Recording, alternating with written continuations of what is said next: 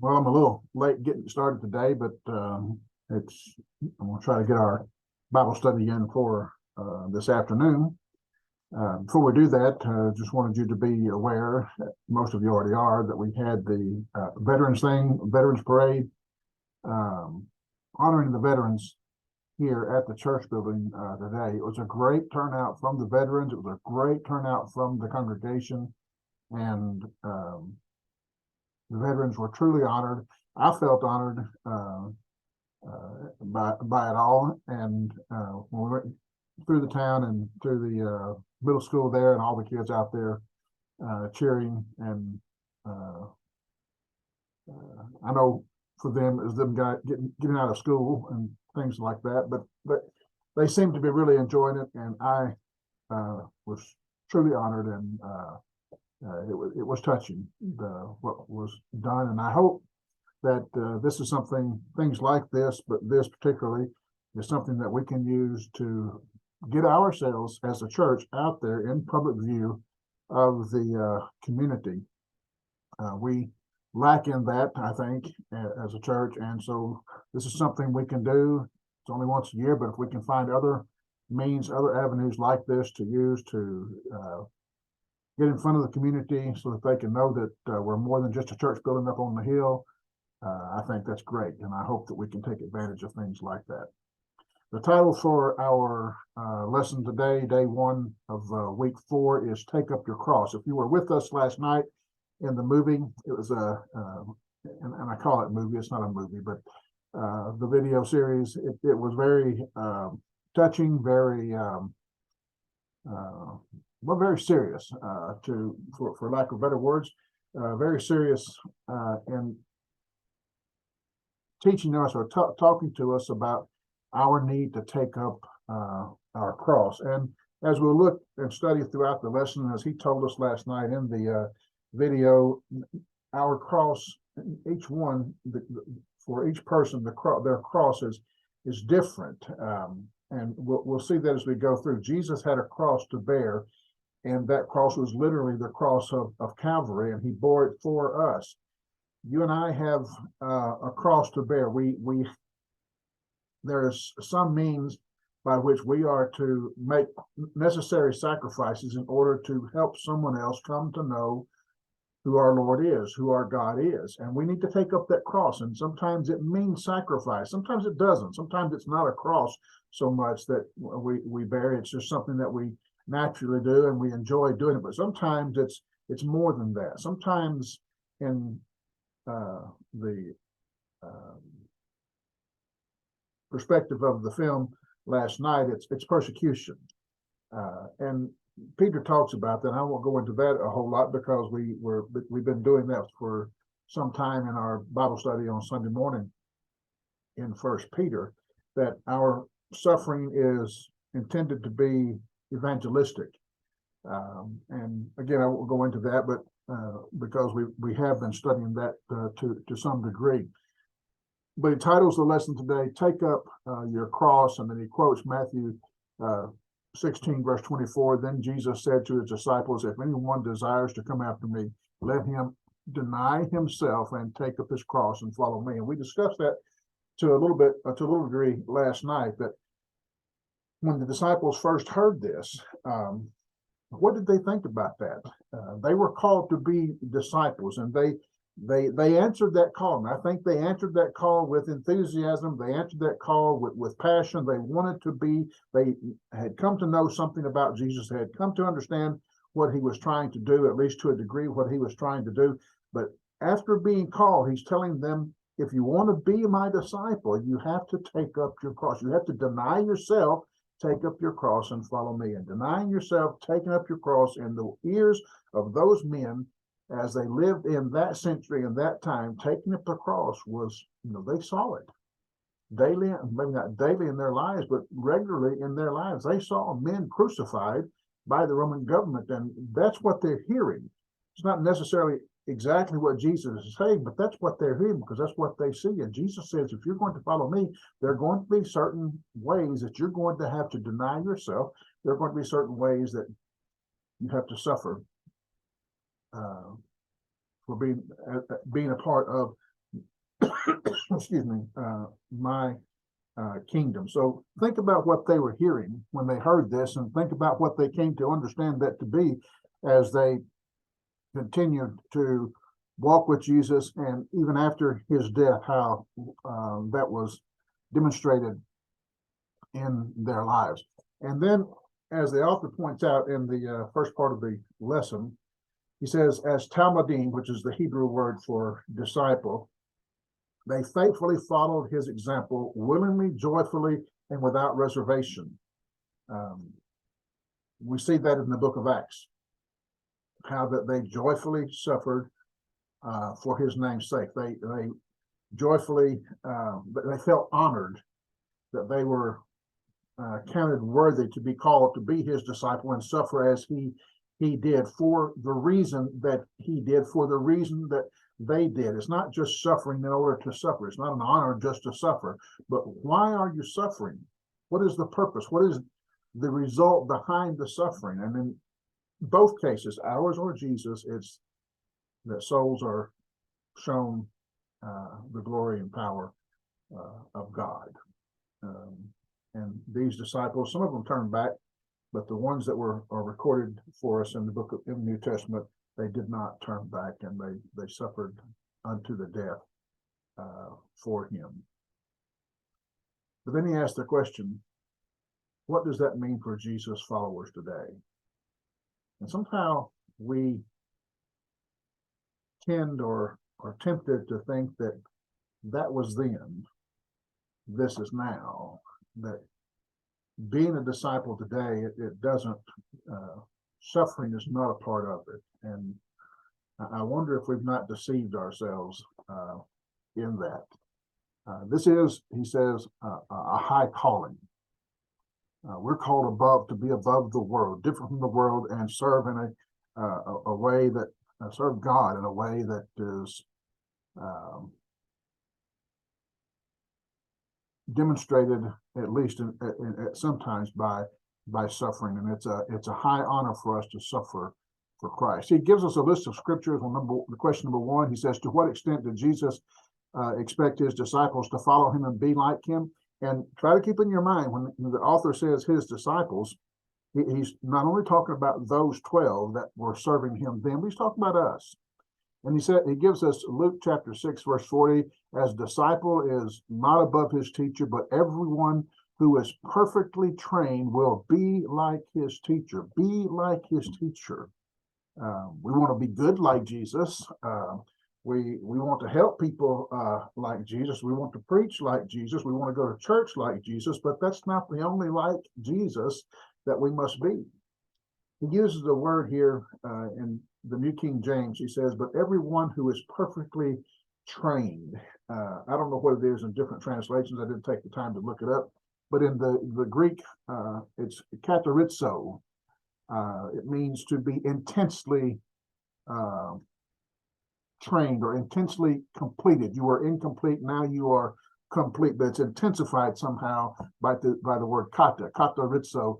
You might think of it as a person who is refreshed, not refreshed by taking a nap, but someone who was rotten and they've been made fresh. Pretty rude example, I suppose. Rehabilitated may be a better word. A person who is perfectly rehabilitated, a disciple, he will be like his teacher. This is Jesus telling us what he expects of us. He expects us to be rehabilitated. And John 12, he points out, if anyone serves me, let him follow me. Where I am, there my servant will be also. Wherever Jesus is, whatever Jesus does, that's what the disciple will be.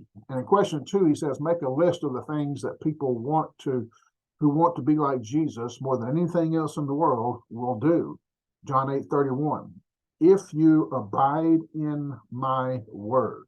That's what we want to do, abide in his word, not just be religious, not just go to church, but be people who abide in his word. These are my disciples indeed. And then he gives us the example of John chapter 13, where Jesus washed the disciples' feet. He says, you ought to also wash one another's feet. He's not talking about literally there. You could, I suppose, but that's not the point. The point is that we should do unto one another as he has done to us. We humble ourselves before one another for the benefit of one another. And he says, if you know these things, you are blessed if you do them. It's not a matter of just learning the Bible. That's important. It really is. We talked about that in Colossians chapter 1, that we need to know the will of God, but in all wisdom and spiritual understanding. And if we know the will of God in all wisdom and spiritual understanding, we will do the word of God. We understand that there's an application to be made. If you're going to be my disciple, you not only know these things, but do them. And that's what we as disciples have come to understand, that we want to do the will of God. It's not a chore. It's not something we're compelled or forced to do. It's something we want to do. He's our master. We understand that he's our master for a reason. We have chosen him as our master, or as the Jews use the term, rabbi. We've chosen him for a purpose. It's not that God set him to be the rabbi, him to be the master, and you have to follow him. Well, we do, but he gave us an example. We look to that example and we admire him. We adore him because of who he is and what he's about, and we want to be like him. So we do what he does. I don't know if I'm making that clear or not. I hope I am. He gives us 1 Peter 2 verses 4 through 6, that we come to Jesus. He doesn't pull us in, but we come to Jesus. He's the living stone. He's the one who gives life. So we come to him to be connected to him, that we might receive of his life. We are then built up as a spiritual house. We're built up as a holy priesthood by him, and so that we might offer spiritual sacrifices. What are those spiritual sacrifices?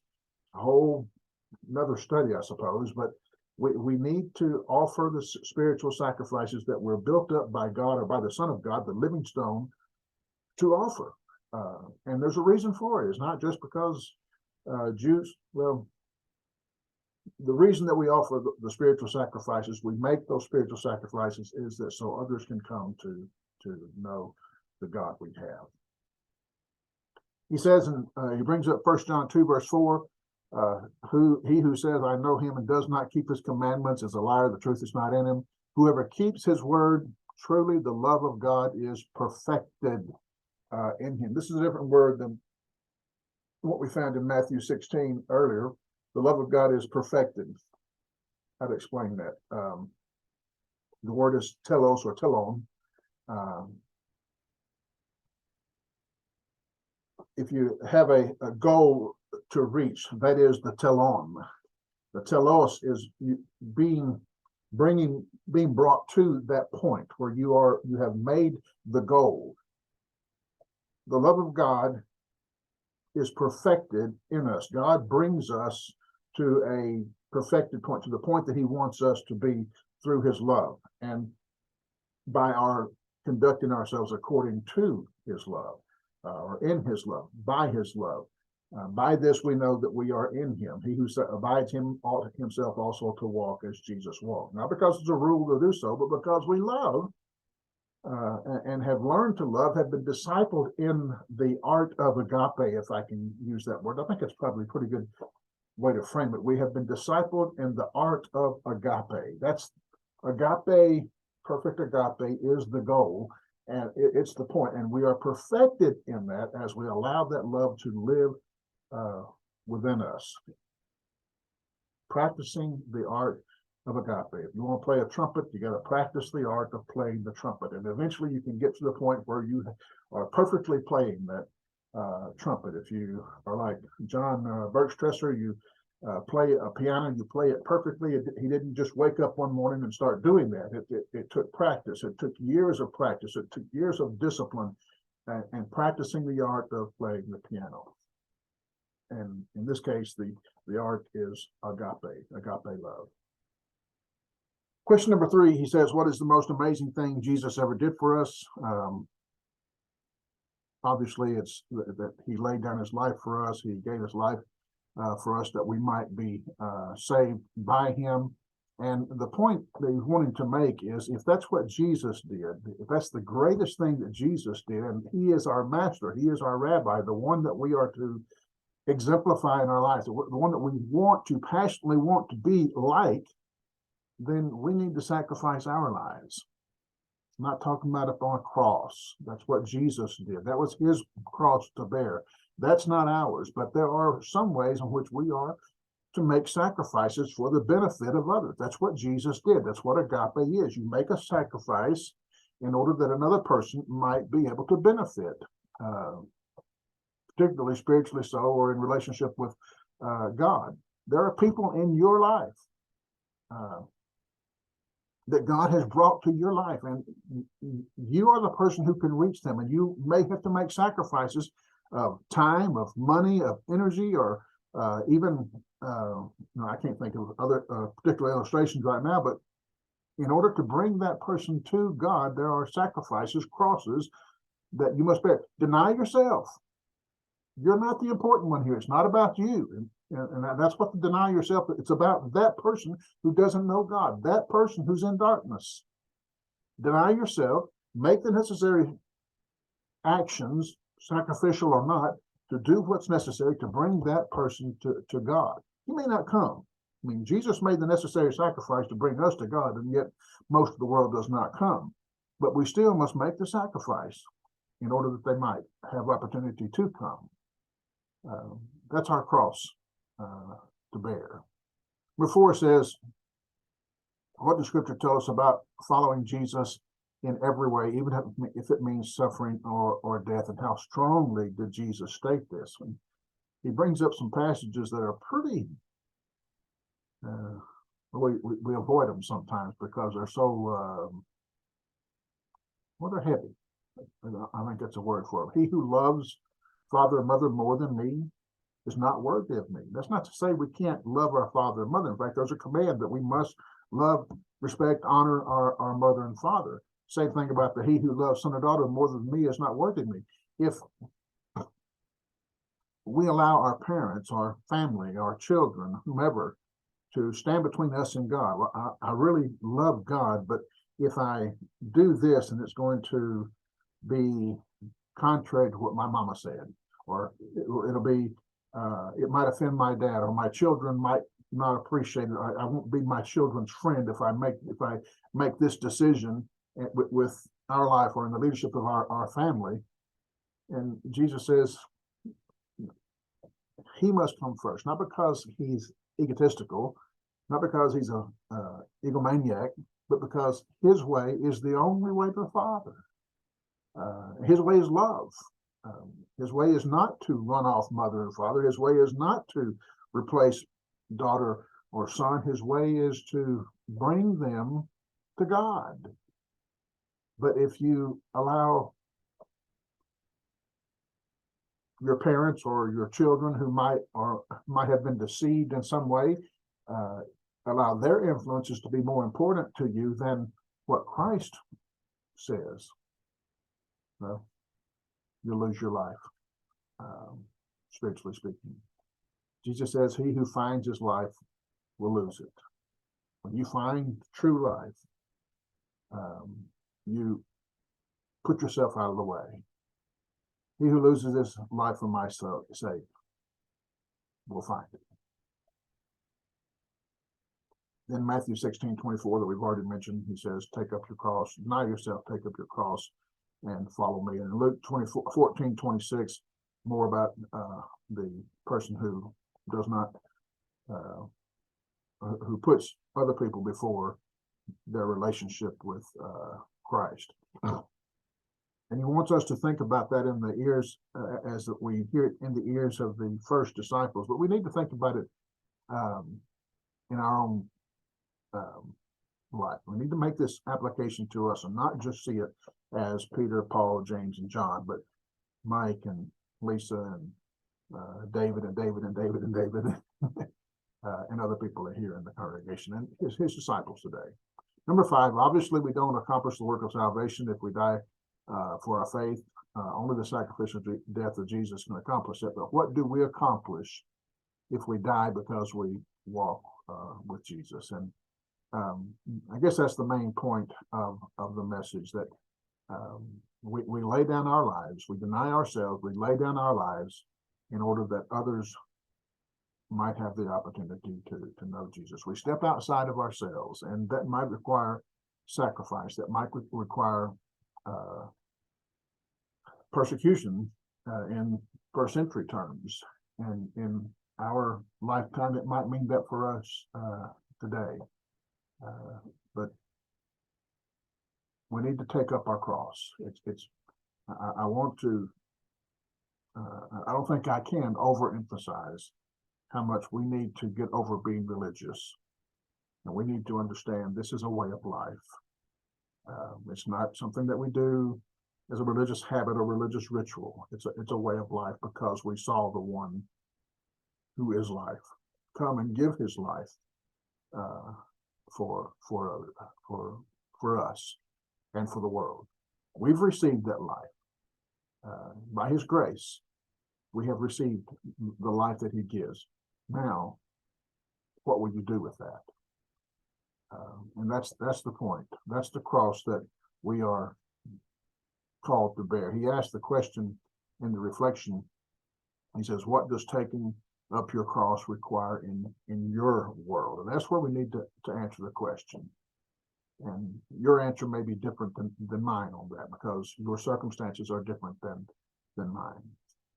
Taking up your cross, until we learn what that means as Christians and as disciples, the church won't be the influence that it needs to be in this world.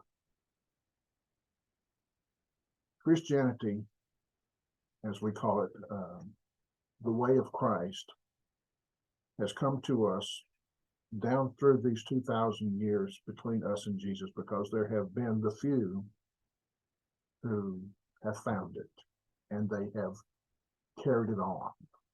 Not because it was a rule, not because it was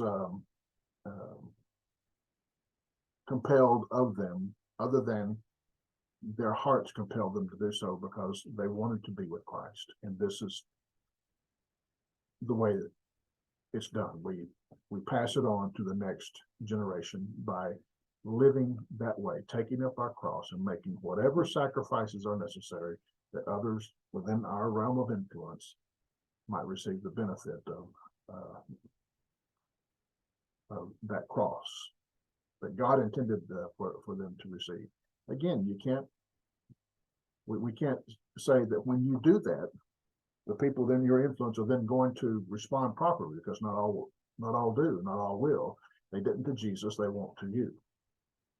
But we have to make the effort for their soul's sake. We have to make the effort. Thank you for being with me tonight. Apologize for making it so late. I'll try to do better about that tomorrow. God bless, and we will see you tomorrow.